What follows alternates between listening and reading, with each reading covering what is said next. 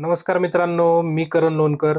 मित्रांनो, महाराष्ट्रातील आरोग्य क्षेत्रात करिअर करू इच्छिणाऱ्या वैद्यकीय पदवीधरांसाठी एक सुवर्ण संधी उपलब्ध झाली आहे. महाराष्ट्र सार्वजनिक आरोग्य विभाग वैद्यकीय अधिकारी मेडिकल ऑफिसर ग्रुप ए या पदाच्या एकूण 1440 रिक्त जागांसाठी मेगा भरतीची घोषणा करण्यात आलेली आहे. आता यामध्ये कुठकुठल्या पदांसाठी जागा निघालेली आहे, शैक्षणिक पात्रता काय आहे, नोकरीचं ठिकाण कुठे असणार आहे, या सर्व गोष्टींची माहिती पुढे व्हिडिओमध्ये दिलेली आहे. तर व्हिडिओ नक्की शेवटपर्यंत बघा. तसेच आमच्या चॅनलवर पहिल्यांदा आला असाल तर चॅनल सबस्क्राईब करून ठेवा, बेल आयकॉनचं बटन प्रेस करा, म्हणजे आमच्या नवनवीन अपडेटेड व्हिडिओ तुमच्यापर्यंत पोहोचत राहतील. चला मित्रांनो, व्हिडिओ सुरू करूया.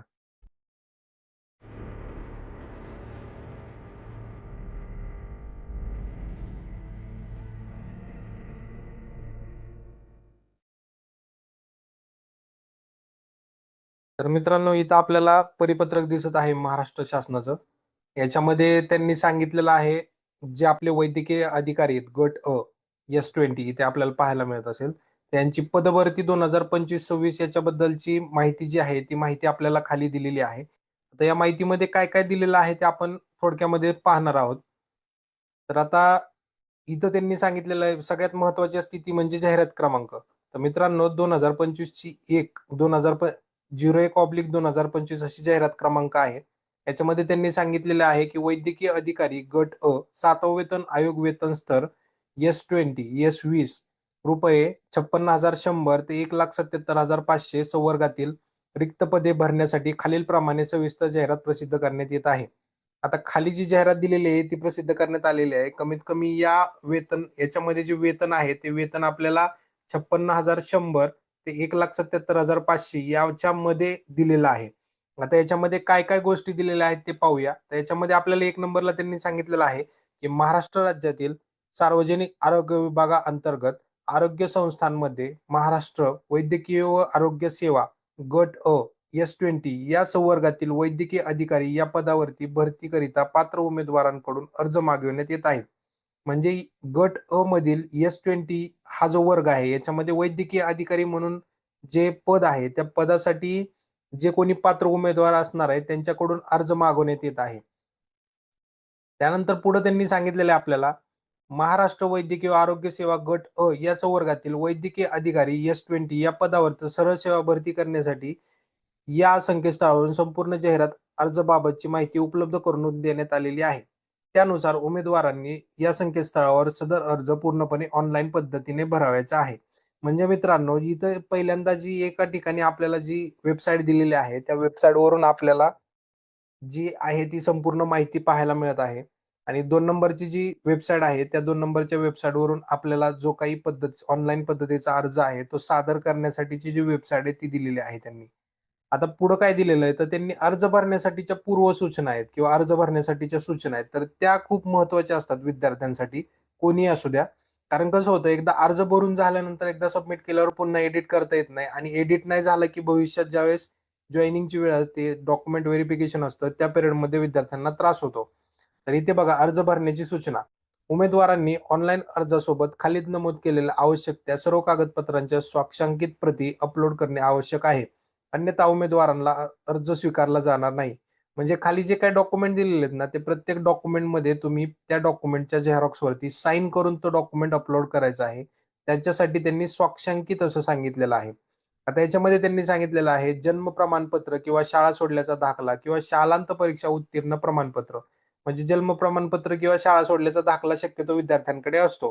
तर तो अपलोड करायचा आहे. त्याच्यानंतर महाराष्ट्र राज्य आदिवासी असल्यास आदिवासी प्रमाणपत्र, रहिवासी असल्यास रहिवासी प्रमाणपत्र. याच्यामध्ये म्हणजे काय की तुमचं जे डोमसाईल असतं ते डोमसाईल तुम्हाला इथं अपलोड करायचंय. त्याच्यानंतर त्यांनी सांगितलेलं आहे राखीव प्रवर्गातून अर्ज केल्यास जात वैधता प्रमाणपत्र. समजा तुम्ही कुठल्या कॅटेगरी मधून असता, ओपन कॅटेगरी सोडून जर दुसऱ्या कॅटेगरी मधून तुम्ही अर्ज भरत असताल, तर तो अर्ज भरताना तुम्हाला जात वैधता म्हणजे कास्ट व्हॅलिडिटी आणि कास्ट सर्टिफिकेट या दोन्हीही कागदपत्रां अपलोड करणं गरजेचं आहे. राखीव प्रवर्गातून अर्ज केल्यास लागू असलेल्या त्या प्रवर्गातील शासकीय नियमानुसार आवश्यक असलेले नॉन क्रिमिनल प्रमाणपत्र. जर तुम्ही कॅटेगरीमधून जर जात असताल, तर कॅटेगरीमधून जात असताना तुम्हाला नॉन क्रिमिनल हे कंपल्सरी लागतं आणि ते नॉन क्रिमिनल तुम्हाला याच्यामध्ये अपलोड करायचं आहे. म्हणजे आता आपल्याला डॉक्युमेंट काय काय लागणार आहेत, शाळा सोडल्याचं किंवा जन्माचा दाखला, डोमासाईल लागणारे, caste certificate, caste validity, non criminal अशा पद्धतीचे जे महत्वाचे आणि मेन डॉक्युमेंट आहेत हे डॉक्युमेंट आपल्याला इथं लागणार आहेत. बाकी मग तुम्हाला अजून बऱ्याच गोष्टी दिलेल्या आहेत की इंटर्नशिप केली असेल तर त्याचं सर्टिफिकेट वगैरे आहे. त्यानंतर आता खाली त्यांनी सांगितलेलं आहे की तुमचा पासपोर्ट साईज जो फोटो असतो तो पासपोर्ट साईज तुमचा फोटो लागणार आहे. 140 पिक्सल हाईट आणि 100 पिक्सेलची विड्थ तुम्हाला लागणार आहे. 10 MB पेक्षा जास्त नसावा. मित्रांनो, या गोष्टींची काळजी घ्या. कारण जर या गोष्टी तुम्ही पाळल्या नाहीत तर तुमचे डॉक्युमेंट अपलोड होणार नाहीत आणि फॉर्म पुढे जाणार नाही. त्यानंतर स्वस्वाक्षरीचा नमुना पीएनजी फाईलमध्ये तुम्हाला स्वतःची स्वाक्षरी अपलोड करायची. त्याच्यामध्ये 50 पिक्सल हाईट आणि 100 पिक्सल विड्थ द्यायची आणि 10 MB पेक्षा त्याची साईज जास्त नसावी. आधार कार्ड तर कंपल्सरी लागणार आहे. त्याच्यानंतर परदेशातून MBBS पदवी घेतलेल्या उमेदवाराची NBE गुणपत्रिका म्हणजे NBE म्हणून जे तुमचं मार्कशीट असतं ते मार्कशीट तुम्हाला तिथे लागणार आहे कंपल्सरी. त्यानंतर वैद्यकीय पदवीच्या प्रत्येक वर्षाच्या गुणपत्रिका, पदवी, पदव्युत्तर पदवी, पदविका, पदव्युत्तर पदवी यांचे प्रत्येक वर्षाची गुणपत्रिका व पदवी, पदव्युत्तर पदविका, पदव्युत्तर यांची प्रमाणपत्र नसल्यास अर्ज ग्राह्य धरले जाणार नाही. म्हणजे तुमचे जे काय प्रत्येक वर्षाचे जे मार्कशीट आहेत ते मार्कशीट तुमचे कंपल्सरी लागणार आहेत. जर समजा तुम्ही जर मार्कशीट याच्यामध्ये दिले नाहीत तर तुमचा अर्ज बाद करण्यात येईल. दिव्यांग असले दिव्यांगाचं प्रमाणपत्र तुम्हाला तिथे लागणार आहे. उमेदवारी विरुद्ध फौजदारी गुन्हा दाखल असल्यास त्याबाबतचे कागदपत्र अपलोड करावे. समजा एखादा उमेदवार आहे आणि त्याच्यावरती काही कारणास्तव एखादा फौजदारी गुन्हा दाखल आहे, तर त्या फौजदारी गुन्ह्याबद्दलचे जे काही कागदपत्र असणार आहेत, उदाहरणार्थ FIR वगैरे, तर ते तुम्हाला तिथं जमा करणं किंवा अपलोड करणं गरजेचं आहे. कारण त्याच्यावरती ते ठरवणार आहेत उमेदवाराला घ्यायचं का नाही. त्यानंतर पुढे सांगितलेलं आहे, उमेदवाराने अर्जात भरलेली माहिती खोटी आढळल्यास, प्रमाणपत्रे जाहिरातीनुसार वैध नसल्यास अथवा चुकीचे आढळल्यास नियुक्तीच्या कोणत्याही टप्प्यावर उमेदवारास निवडणुकीतून बाद करण्यात येईल. म्हणजे समजा तुम्ही एक्झाम पासून तुमची सुरुवात झाली, तुम्ही काही ठिकाणी डॉक्युमेंट अपलोड केले आणि पहिल्यांदा जे कोणी डॉक्युमेंट व्हेरिफाय करणार आहे त्यांच्या लक्षात नाही आलं, तर त्यावेळेस ते तुम्हाला बाद करणार नाहीत. पण ज्या ठिकाणी समजण्यात येईल, की हे डॉक्युमेंट चुकीचे आहेत, त्या ठिकाणी तुम्हाला डायरेक्ट बाद करण्यात येईल. पदसंख्या. आता इथे याच्यामध्ये त्यांनी काय-काय सांगितलेलं आहे, एकूण 1440 पदं आहेत. त्याच्यामध्ये एकूण 1440 जी आहेत ती MBBS व पदव्युत्तर पदविका याच्यासाठीची ही पदे आहेत. त्याच्यामध्ये तुम्हाला हा जो खालचा तक्ता आहे, या तक्त्यामध्ये त्यांनी सांगितलेलं आहे प्रत्येक कास्टनुसार, की कोणाला कसे-कसे पदे दिलेली आहेत, किती-किती पदे आहेत. त्याच्यानंतर सगळ्यात महत्त्वाची खाली जी टिप दिलेली आहे, ती टिप त्यांनी सांगितलेली आहे, की उपरोक्त तक्त्यात दिव्यांगांसाठीची 110 पदे 6वी शानिक्र संकीर्ण 2020 प्रक्र 103 सम 2 दिनांक 22/11/2021 मधील तरतुदीनुसार अस्थिव्यंग या संवर्गातील व्यक्तींसाठी आरक्षित ठेवण्यात येत आहे. तसेच उमेदवार ज्या प्रवर्गाचा आहे त्या प्रवर्गाच्या दिव्यांगाचे ते पद दर्शविण्यात येईल. उपरोक्त तक्त्यात अनाथांसाठी 14 पदे व महिला बालविकास विभाग यांच्यासाठी विविध वेगवेगळी पदे उभी ठेवण्यात आलेली आहेत. आता महत्त्वाच्या सूचना, सगळ्यात महत्त्वाचा पार्ट आहे. याच्यामध्ये काही त्यांनी इन्स्ट्रक्शन दिलेले आहेत. तर त्याच्यामध्ये सांगितलेलं आहे, की ज्या उमेदवारांनी यापूर्वी सार्वजनिक आरोग्य विभाग नियमित वैद्यकीय अधिकारी म्हणून नियुक्ती घेतलेली असून ते अनधिकृत गैरहजर आहेत अथवा ज्या अनधिकृत गैरहजर अधिकाऱ्यांना शासनाने एक संधी पुन्हा पदस्थान दिलेले आहे, परंतु असे वैद्यकीय अधिकारी त्या ठिकाणी रुजू झालेले नाहीत. अशा वैद्यकीय अधिकारी यांनी अर्ज केल्याचे कोणत्याही टप्प्यावर निदर्शनास आल्यास त्यांचा अर्ज तात्काळ रद्द-बातल करण्यात येईल. तसेच त्यांनी सदर माहिती लपवून नियुक्ती आदेश घेतल्यास तदनंतर सदर बाब उघडकीस आल्यास त्याच्या नवनियुक्ती सेवा तात्काळ समाप्त करण्यात येईल. म्हणजे समजा ऑलरेडी तुम्ही जर वैद्यकीय अधिकारी म्हणून एखाद्या ठिकाणी असताल आणि तिथं हजर नाहीयेत आणि तुम्हाला शासनाने पुन्हा हजर करण्यासाठी जी एक संधी दिली, तरी पण तुम्ही आलेले नाहीयेत आणि तुम्ही आत्ताच्या या नवीन येणाऱ्या जी जाहिरात आहे, त्या जाहिरातीमध्ये जर तुम्ही अर्ज करत असताल आणि ते जर शासनाच्या लक्षात आलं, तर कोणत्याही टप्प्यावरती शासन तुम्हाला तुमचा अर्ज बाद करण्यात येईल किंवा तुमची नियुक्ती झाली आणि नियुक्तीनंतर जरी शासनाच्या लक्षात आलं, की ऑलरेडी ही व्यक्ती सर्व्हिसमध्ये होती, पण ही व्यक्ती सर्व्हिसमध्ये जॉइन झाली नाही, तर त्या व्यक्तीला लगेच बाद करण्यात येईल. कारण की अशा व्यक्तींमुळं नवीन जॉइनिंग करणारे किंवा नवीन एखादी एक्झाम देणारा जो विद्यार्थी आहे, त्याचं करिअर बाद होऊ शकतं. कारण त्या विद्यार्थ्याचं सिलेक्शन नाही झालं, तर पूर्ण त्याला 1 वर्ष पुन्हा बसावं लागेल, थांबावं लागेल. त्यानंतर 2 नंबरचा मुद्दा त्यांनी सांगितलेला आहे, की ज्या वैद्यकीय अधिकारी यांनी यापूर्वी शासनामार्फत अथवा जिल्हाधिकाऱ्यांमार्फत नियमित वैद्यकीय अधिकारी म्हणून नेमणूक आदेश घेतला आहे. तदनंतर आपला राजीनामा अर्ज सादर केला आहे. त्या वैद्यकीय अधिकाऱ्यांचे राजीनामे मंजुरीचे शासन आदेश प्राप्त झालेले नसतील, तर अशा उमेदवारांचे अर्ज ग्राह्य धरले जाणार नाहीत. म्हणजे समजा एखादा वैद्यकीय अधिकारी आहे, त्यांनी रिझाइन टाकलंय, पण जिल्हाधिकाऱ्यांनी ते रिझाईन जे आहे ते अजून एक्सेप्ट केलेलं नाहीये, तर त्या विद्यार्थ्यांचा अर्ज बाद धरला जाईल. तसे अर्ज केल्याचे आढळून आल्यास उमेदवारास नियुक्तीची कोणत्याही टप्प्यावर निदर्शनास बाद करण्यात येईल. जे मी आत्ता सांगितले, की डायरेक्ट त्यांना ते बाद करण्यात येईल.